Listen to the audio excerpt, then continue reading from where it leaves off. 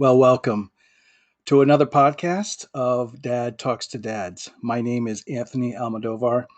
I am a member of the Adrian First Baptist Church of Adrian, Minnesota. And we started this series on Dad Talks to Dads in addressing one of the most common challenges as Christian parents in regards to how to train up our children in the challenging times that we face. Now, you will get differing opinions on how challenging that is. Some parents says this is as easy as it gets, and someone says this is just near impossible, and this is my punishment on earth type thinking. But in either case, one of the things that I am very confident of something I want to always impress upon us is that God has not left us without some instructions, some specific instructions, complete instructions on how to go about it. Now, the end results, that's something else, and that's kind of what we're trying to address is those results, and we're going to kind of get into that a little bit in this podcast because we're going to shoot on a principle that J.C. Ryle talks about in regards to that the instruction of a child is dependent upon you, that their training is dependent upon you. So, how are we supposed to understand that and reconcile with that? And as far as our responsibility and our role, and how much control do we have? Because one of the things I notice is that it's the principle doesn't say, you know, you control the destiny of your children. You can't say that. You can't do that. And so we're going to be addressing that a little bit more as we go. So with that, we'll pop up my PowerPoint slide here. And okay, and so there's the book that we're using. Again, we're only addressing the principles. I'll insert a sentence that gives the thrust of where J.C. Ryle stands on it, and then we will look at the scriptures in regards to that principle and how we should be relating to that and understanding it. So again, you can get this from Kindle for free on Amazon, and you can download it and see what J.C. Ryle said himself. On that note, let's go to the principle itself. Principle 3, train your children, for much depends upon you. Excuse me. Now, there's that key word that depends. Notice how it's not saying, I don't believe it's saying train your child because you have control of their destiny. If you mess this whole thing up, at the end, it's all gone. It's all you only have one shot at this. Now you do have one shot at it, but there's not just this one perfect shot. And because here's the reality as parents that we have to recognize that we are sinners. We are we are flesh, and God knows that. And that's why I'm saying God has not abandoned us in his scriptures. He's not abandoned us because he has provided the Holy Spirit. He has not abandoned us because we have his grace. We have all that is necessary to do what he commands us and expects us to obey to do. And that is encouraging. That is the good news. And so who has the control? Who has the sovereignty? God does. But do we have responsibility in work that God assigns to us? We sure do. And I think that's what this principle really emphasizes is that the training of the child depends upon you. And we're kind of going to go a little bit more specifics because I got some points on that. But first, let's go to a couple of the verses. Well, first, let's talk about the something that J.C. Ryle says in his commentary on this thought. He says, we largely depend on those who raise us. We get from them a color, a taste, and a bias which cling to us more or less all our lives. Only time will show how much we all owe to early impressions and how many things in us may be traced to seeds sown in the days of our infancy by those who were around us. Now, And go back here. None of us will disagree with that thought. All of us adults recognize that we had a beginning as children, as much as we remember. We remember, we have memories of events, experiences. We also have memories of those who were influential, specifically our parents, our family members, those in authorities like our teachers or anybody else along the line as you were growing up, and what they invested in you and what kind of influence they had on you.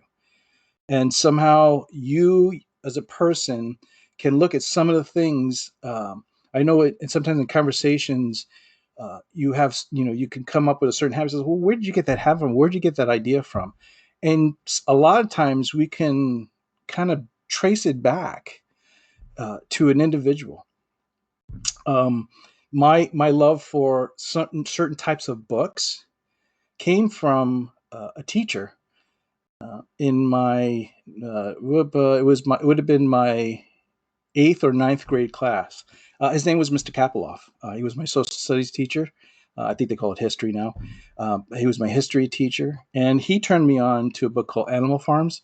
And ever since then, I've always been fascinated, or not fascinated, but I've been drawn to the kind of the classical type books.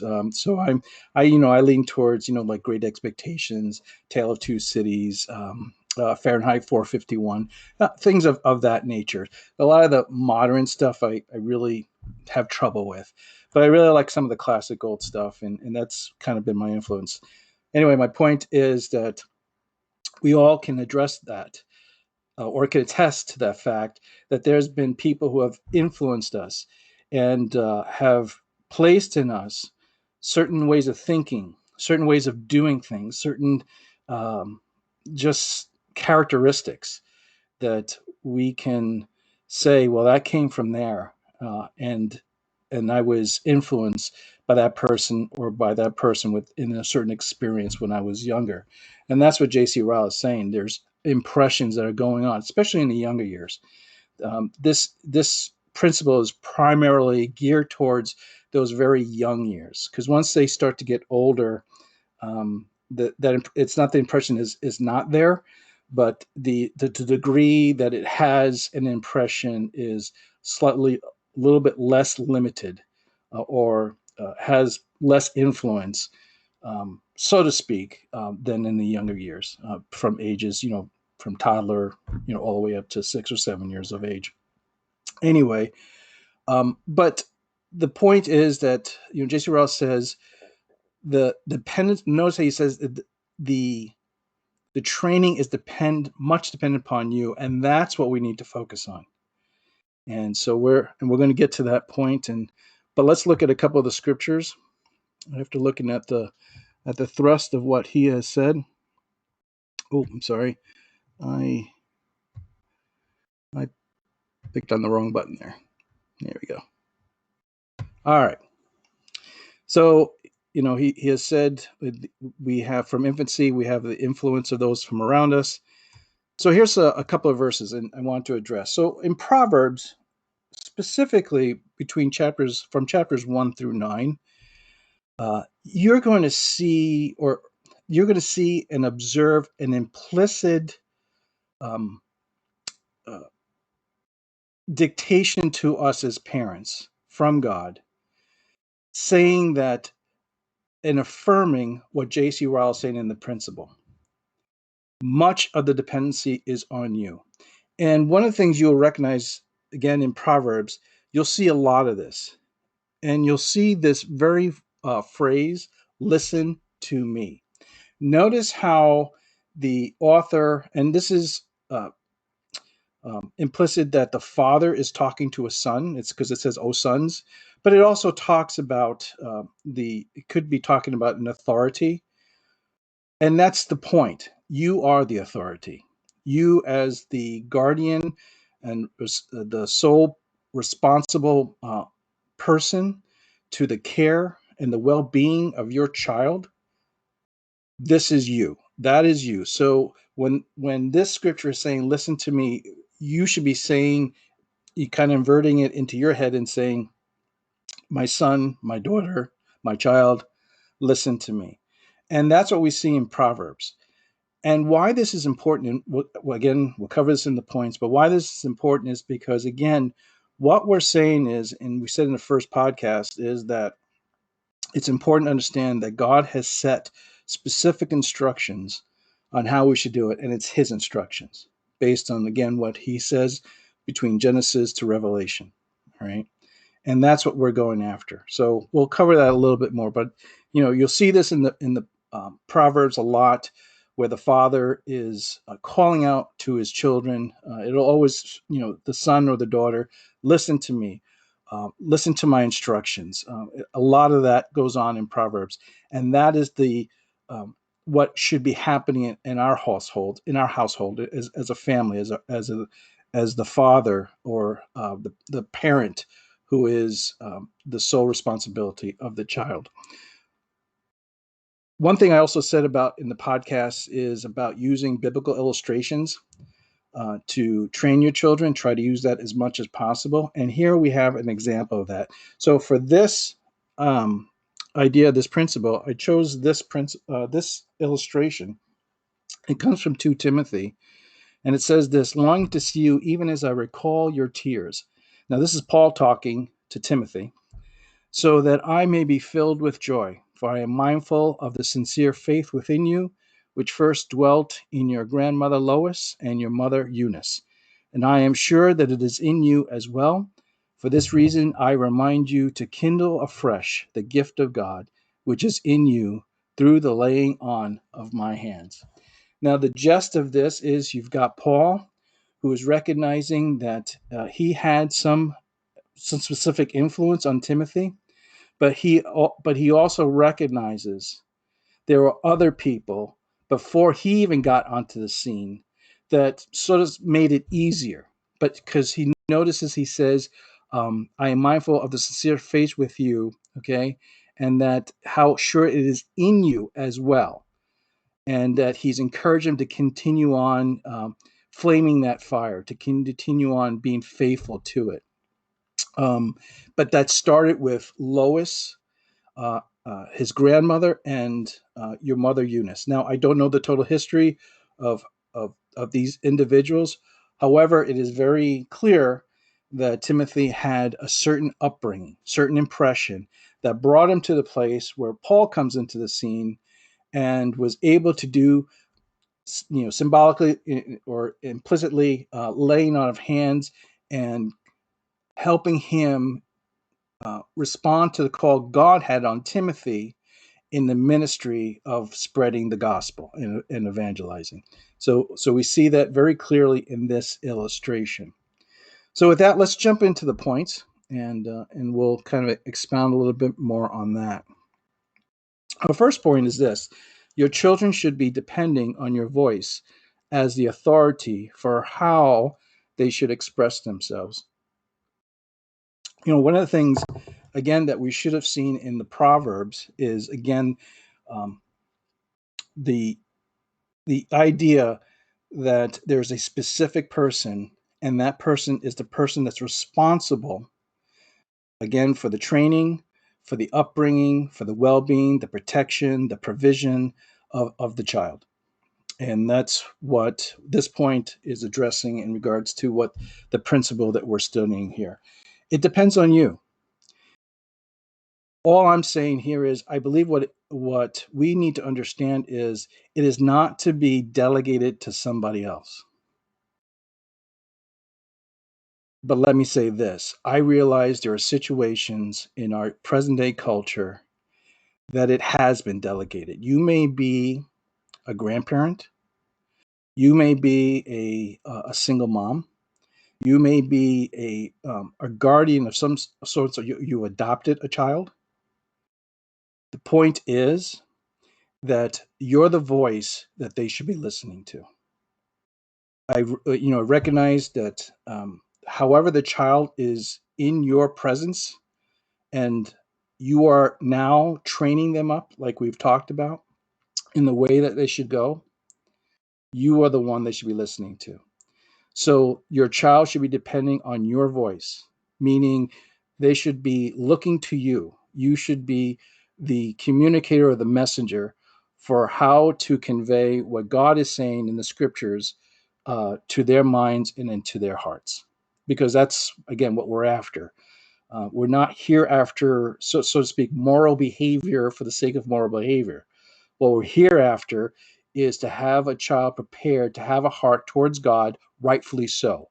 A heart that is supposed to be worshiping and giving its all devotion to God, and that we are presenting and giving into our children all the reasons, all the support, all the encouragements, admonishments, the corrections, and the disciplines, and all this, all everything that is required for that to happen when they get to the point in their life in their relationship with God. So that is the point of that, and we see that again in the Proverbs, and that's where I'm getting that from. Your children should be depending on your voice as the authority for how they should express themselves. And again, I encourage you to read Proverbs 1 through 9. It'll be a great enforcer of this idea and why. The second point is this: will your children I'm sorry, I wrote this wrong. Your children should be dependent on you for what is valued and important. And so, well, that kind of goes with the very first, how can I say, the very first point that we had. And let me kind of address it this way, because what's very good and be very important is that you, as the authority, or you as the parent, you as the guardian, you as the, again, the the provider and protector and the well-being of your child, uh, it's going to be very important that you understand what you value, you understand what's important, because especially when they're young, that's what they're keying off of. So again, the if what we're saying is true, that they should be listening to us. Now, that's not to say they won't listen to anybody else, and I'll kind of cover that a little bit in this point. But if you're the one that they're supposed to be listening to, it tends to make sense that they're going to key off what's important and valued from you. And again, I encourage you to read Proverbs, because it really gives um, more of an expounds a little bit more on this idea, because you get a sense that the father is saying, I want you to listen to my wisdom, I want you to listen to my knowledge, I want you to listen to my understanding. Okay. And so that means he wants to say, I listen to my noble thoughts, my noble ways, so that you may be blessed. And that's what we're admonishing our children to. Is like, okay, this is the right way to go, because that's what God is saying. God says this is the way to go, and this is why he makes it very clear that his way is the way that we should be doing this. And so what we're trying to do is convey that value, and that idea, in hopefully in our hearts and hopefully to our children. And so it's very important that you have that value, and because one of the things you'll find out, especially if you're a parent of young children, you're going to find out quickly um, if you contradict what you value. In other words, that you somewhat convey to your children what's important. For example, you shouldn't interrupt people. You shouldn't yell. That's a big one. That was a big one for me. Um, I'd be, I'd say, "Why are you yelling at your sister?" But yet, a lot of times, especially, I'm sorry. Again, it was one of those things that I struggled with, but I would yell at my children, very, very, sometimes very harshly. The very thing I was accusing them of not doing, I was teaching them, in the opposite. It's like, yeah, dad says it's value and it's important not to yell at my children and be kind, but he doesn't really show it the way. And that comes out sometime. You'll see it. I saw it in a couple of my older children later on. And I says, oh boy, they got that from me. So it's important, if you can, to really just reflect upon, especially during your devotional times. Ask the Holy Spirit to look into your heart and say, do I really value, as I'm training my children, God, as to the way you want me to bring them up? Am I really valuing my sharing what's important and what is essential? Am I being consistent? Do I have a true conviction, or am I talking uh, with a forked tongue, so to speak, with both saying one thing and doing quite another? In other words, just do what I say and don't say what I do. I don't know how that works, but anyway, um, but to the point of that you're consistent. That's what you're after, and conveying that to your children. So let's go to our third and final point here, and that is your children. Again, I'm sorry I messed up on this slide presentation. Your children should be dependent on you for who will be their primary. Who who wrote this? I'm sorry. Your children should be dependent on you for who will be. What was I trying to say here? Okay, your children will be dependent on you for who will be their primary influences in their life. Yes. Okay. So, uh, I know what I was trying to say. This is what exactly. So remember, 2 Timothy, Eunice and Lois. Um, Now they were the guardians of Timothy, but notice that Paul comes into the picture. He later comes into, and what I'm trying to say here is this: that you should be um, the one filtering out the relationships, the good and assessing the goodness and the benefits of the relationships of your children. There's another verse in Corinthians where it says, "Bad company corrupts good morals." We have experienced that in with one of our children, where we had to, and it was a very hard thing to do because it was